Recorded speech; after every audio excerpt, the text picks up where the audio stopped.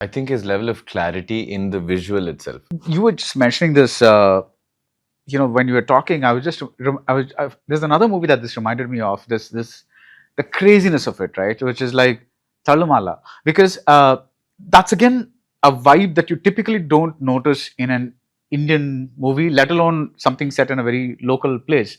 And something, I'm not, when I mention these movies, I'm not saying this exactly, but you know what I'm trying to say, like that feel or whatever it is. And it's kind of, so Vishak, Ishan, and Roshan, can you tell me something about, like, some you worked with so many directors, right? If you had to pick one thing out of this guy and say, okay, this is something that really impressed me, what would that be? I'm sure there are many things, but like if you had to like pick one. I think his level of clarity in the visual itself, how, like what I sort of mentioned this earlier, how something needs to look, or how it is positioned, how it plays out with music is also another one of his strengths, I just realized. But I think, yeah, that kind of visual clarity of, looking at something and going, no, this is not right for me. And the conviction with which he says it, you won't even feel like asking for a reason. It's like, okay, what else can we do?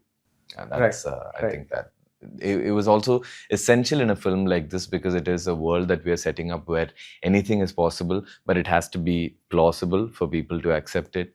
And we still felt like, especially with Cheryan's character and all, we still felt like we could go anywhere we wanted to. But on the whole, Advait always seemed to have, this is something that can sit in this film and this does not belong. Right. i5 Housing and Properties. தேடுறதை விடுங்க, தேர்வு செய்யலாம் வாங்க. Call 9962 557 557.